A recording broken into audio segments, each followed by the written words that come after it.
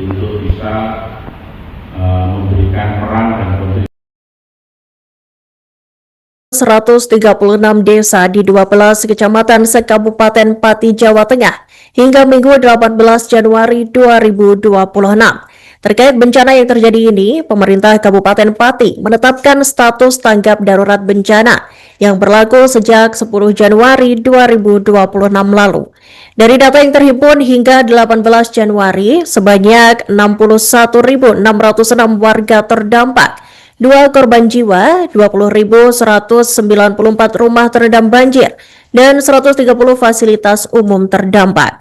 Total kerugian di sektor pertanian perikanan mencapai 359,5 miliar rupiah, sedangkan di sektor infrastruktur mencapai 278 miliar rupiah. Dan untuk melengkapi informasi Anda, Tribuners, kami telah terhubung dengan jurnalis dari Tribun Jateng, Maska Hauzan. Selamat sore rekan Maska Hauzan, silakan dengan laporan selengkapnya.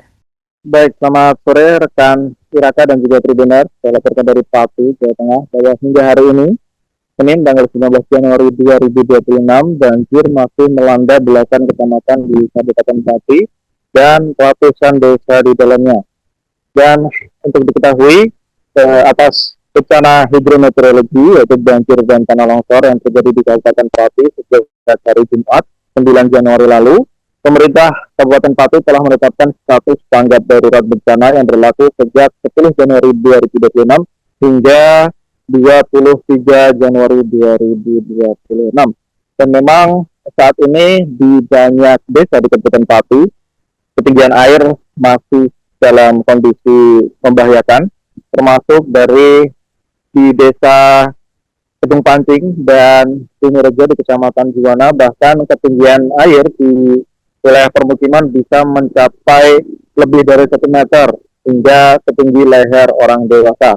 Dan juga di beberapa desa lain, banjir ini melumpuhkan perekonomian masyarakat, terutama di sektor pertanian dan perikanan, karena ada ribuan hektar tambak ikan dan juga ribuan hektar sawah yang terendam banjir.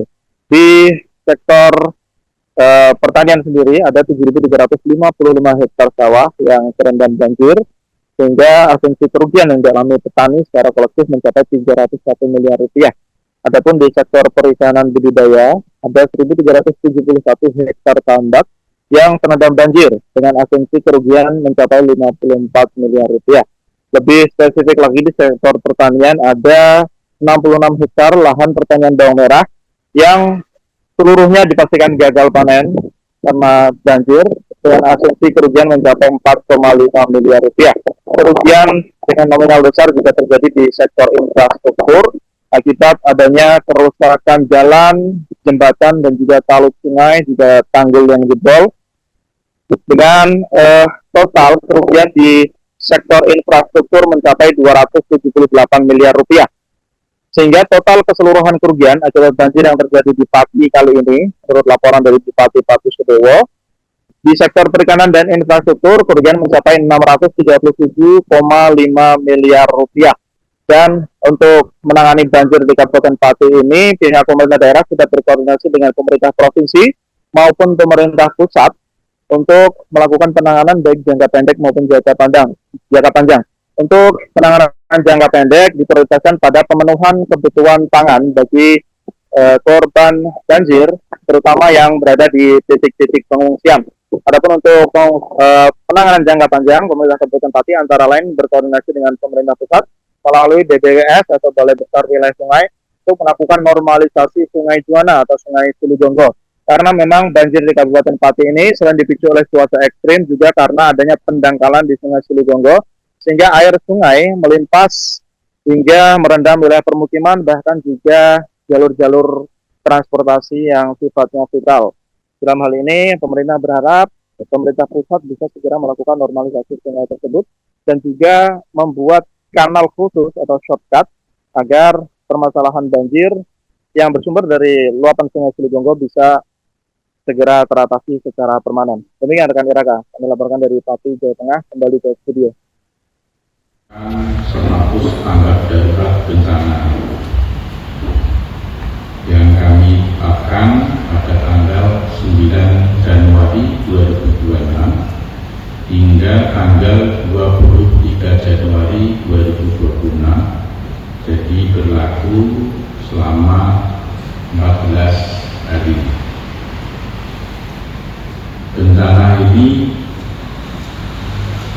yang terdampak adalah 12 kecamatan, 136 desa, 61.606 warga, 20.194 rumah, 2 korban jiwa meninggal dunia,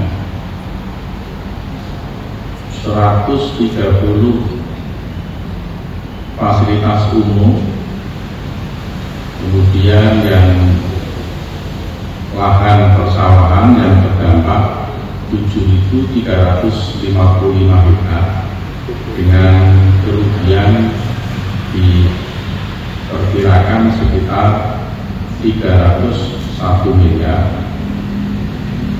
tambah ikan seluas 1.371 hektar dengan kerugian ditaksir sebesar 54 miliar.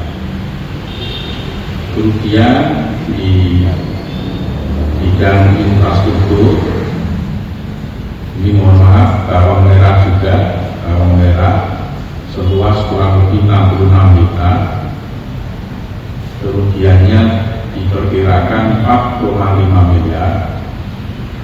Infrastruktur jalan yang rusak akibat bencana ini diperkirakan sebesar 170 miliar, baik itu jalan kabupaten maupun jalan desa maupun poros desa.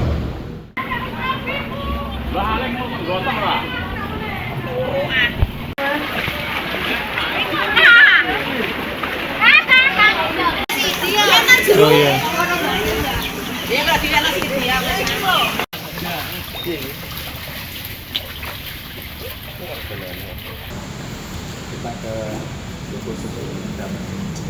Sudah sepakat untuk bekerja membantu menghimbau kepada semua ASN dan juga pada pemerintahan desa untuk melakukan iuran dan secara terorganisir.